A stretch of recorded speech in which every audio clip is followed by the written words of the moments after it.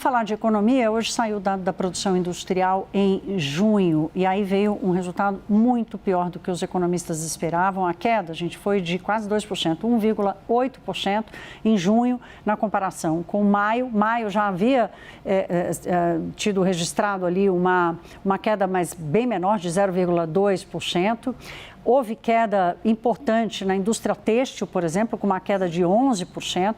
Os setores de bens de consumo, de extrativo e também os setores de bens de capital, que são aqueles de máquinas e equipamentos, todos tiveram recuo. E aqui tem uma mistura de tudo, né? Uma desaceleração da economia, mas tem também o peso da taxa de juros, afetando não só o custo de capital para as indústrias, mas também o custo do crédito para o consumidor. A gente vai falar sobre esse resultado com a Rita Mundim, nossa comentarista de economia. Rita, já faz um tempo que você vem alertando para esse efeito, especialmente esse efeito na indústria. E esse dado agora de junho, na surpresa que gerou entre os economistas, corrobora um pouco essa expectativa negativa para esse efeito dos juros e da desaceleração da economia, né? Boa noite, bem-vinda.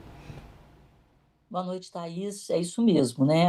Havia aí, na média, uma expectativa de um recuo de 0,6%. E o recuo foi praticamente 3 vezes maior, né? 1,8%. E nós tivemos também, durante todo o ano, a indústria extrativa sendo a grande estrela, principalmente a questão do petróleo, né? Então, houve uma queda muito forte na produção de petróleo e seus derivados, combustíveis, de 5,3%, e também de produtos químicos, onde moram os fertilizantes, que também foram afetados, tanto o petróleo quanto os fertilizantes, pelo conflito lá dos Estados Unidos com o Irã. Houve uma queda muito forte no preço do barril de petróleo em junho, de cerca de 20%. Então, juntando-se a isso, né, a desaceleração da economia, a gente, como você disse, a gente vem alertando que esse modelo ele não é sustentável. Então, às vezes, de uma forma pontual, há um estímulo em determinados setores, inclusive da indústria, mas esses estímulos podem ser retirados e a gente vai ver também daqui para frente a indústria de transformação sofrendo. Ela já sofreu nesse mês de junho com um recuo de 1,8%, o mesmo da indústria em geral. Mas a indústria de transformação será a mais atingida pelo tarifaço de Trump. Então, daqui para o final do ano, vai ter que haver um esforço muito grande do governo nesses programas pontuais de estímulo ao crédito para tentar fazer com que a economia reaja de alguma forma, né? Mas esse crescimento realmente não é sustentável e o crescimento sustentável está no aumento da produtividade. E quando a gente olha para os dados da indústria, a gente vê o tanto que a indústria tem patinado no país. Esses dados, né, de junho, com esses dados, a nossa indústria ela fica mais de 15% abaixo do pico. O pico da indústria foi em maio de 2011. Olha só há quanto tempo, maio de 2011. E a indústria fica apenas 1,8% acima do período da pandemia, que é fevereiro de 2020.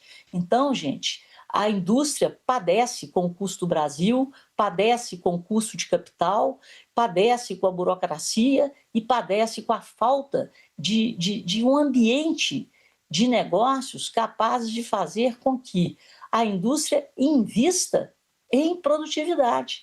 Quando a gente olha para as grandes categorias, todas as 4, né, inclusive bens de capitais, que são aqueles, né, máquinas e equipamentos usados para ampliar a capacidade da própria indústria. Então, gente, a capacidade da economia em geral não está sendo ampliada quando a gente vê claramente essa queda, inclusive na produção de bens de capitais. E eu quero lembrar aqui que o último imposto que o governo Lula decretou foi exatamente em cima de bens de capitais e bens de informática, impedindo, né, uma modernização e um investimento, apesar, inclusive, dessa taxa de juros exorbitante. Mas é mais um impeditivo para que a nossa indústria recupere o terreno perdido. Obrigada, Rita. Eu quero continuar com você. A gente vai falar agora de contas públicas. A instituição fiscal independente, que é uma instituição que trabalha dentro do Senado Federal, olhando para as contas públicas e alertando para a sua evolução, hoje ela tratou da chamada regra de ouro. A regra de ouro é um mecanismo da lei fiscal no Brasil que impede que o governo federal faça dívida para financiar despesas correntes, salário, custeio da máquina pública e por aí vai. Rita, o Brasil caminha para, o governo brasileiro, né, o governo federal caminha para ultrapassar mais uma vez o limite da regra de ouro. Isso tem acontecido ano após ano, desde que o Brasil passou a conviver com déficit público. O que isso nos mostra, nos conta sobre o respeito à política fiscal e aos limites das contas no Brasil? Pois é, né, Thaís? Regra de ouro, olha o nome, regra de ouro. Então, o nosso ouro já está sem brilho.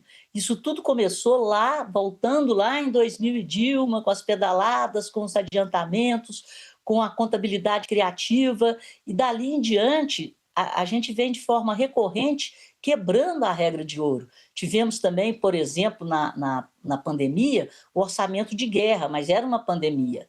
E o governo, ele vai pedindo, né? Ele pede ao Congresso, e isso tem que ser votado por maioria absoluta, que ele quebre essa regra de ouro. Mas é um absurdo esse arranjo político para evitar que uma regra tão importante quanto essa coloque juízo na cabeça de quem está administrando o país.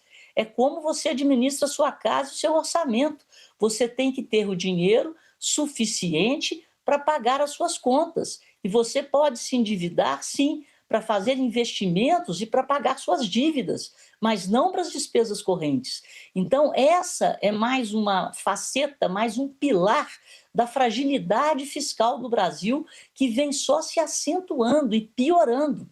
E é essa piora que nos leva a crer que a taxa de juros e a inflação desejadas, elas estão longe de acontecer, enquanto não houver essa retomada da responsabilidade fiscal, porque de uma forma recorrente os nossos políticos, eles fazem esse pacto, né? O presidente gasta e o Congresso aprova, sem que haja um pensamento de se fazer um país de forma estrutural para que a gente tenha sobrevivência em cima de bases reais e não empurrando com a barriga o que a gente nem sabe o que vai acontecer no futuro, que é uma conta que vai se tornando impagável para a sociedade brasileira.